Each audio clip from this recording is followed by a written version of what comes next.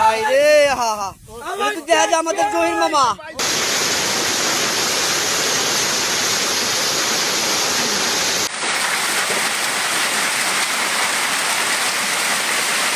আমাদের পুরা বছরে একটা গৃহস্থী, এই গৃহস্থীর উপর নির্ভর করে আমরা অনেকে জীবনযাপন করি। আজকে এই গৃহস্থীর এই অবস্থা, মনে করেন যে আমরা আমাদের এই যে হাওরটা এক মুঠ ধান যে বাড়ি নিব এমন কোনো আশা আমরা করলে কোনো কাজ হবে না। আপনারা নিজের চোখে দেখতেছেন ভাই, আপনারা এই যে ফাটের ব্যবসার মতো করে লাইছে। বৃষ্টিতে তো আমাদের অনেক ক্ষতি হয়েছে। আমাদের যে জমি জমা করি আমরা 12 মাসে একটা ফসলের আশায় থাকি আমাদের হাওরবাসী। এই ফসলের উপরে নির্ভর করে আমরা জীবনযাপন করি। আমাদের আয় ব্যয়ের উৎস এই ফসল, কৃষি ফসল করে আমাদের গোলামে যে ধান তুলি, ধান বিক্রি করে কৃষকের ঋণ ফেন দেয়। আমাদের এমন কৃষক আছে যারা এই মানে খোরাকি যেটা বলে আর কি।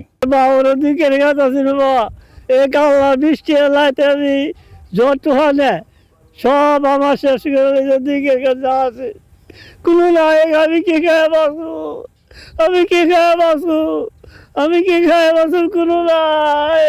সে সব লেগেছে, কোনো কিছু না কোনো তুলবার না, কোনো টাকা যাচ্তাম না। 16 আনার মাঝে আপনার প্রায় দেখেন 10-12 আনাই নাই, 6 আনা মনে টিকবো। যে জমি জমার ক্ষতি হয়েছে প্রায় 10-15 মিনিট মনে হয় বৃষ্টিটা হয়েছে, এমন মিলে পড়ছে চালের মধ্যে যে আমরা ঘরে বসে থাকার অবস্থা নাই, যে ঘরে ছিদ্র করে গিয়ে আসে পাথর গিয়ে ঢুকে। জমির মধ্যে তো আমরা আসতে পারি নাই রাত্রে, এখন আদি অবস্থা খুব খারাপ। ভাই আমি 10 কের ক্ষেত করছি ভাই, 1 লাখ টাকা খরচ করে, 1,10,000 টাকা খরচ করে ভাই।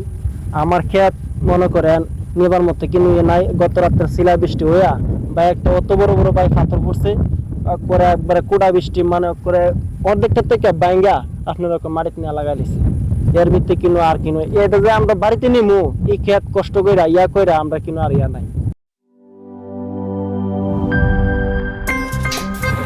আমার একটা স্মার্ট সিদ্ধান্তে 25% গ্যাসের খরচ কমেছে। ভাবছেন কিভাবে? সাধারণ গ্যাস স্টোভ বদলে আমি এনেছি আরএফএল গ্যাস স্টোভ। এর সাইন্টিফিক নজল ও ব্রাস বার্নার ক্যাপ সমানভাবে তাপ ছড়িয়ে রান্না করে দ্রুত, তাই গ্যাসও বাঁচায় 25%, টাকাও বাঁচে 25%। আরএফএল গ্যাস স্টোভ নিরাপদ ও গ্যাস সাশ্রয়ী।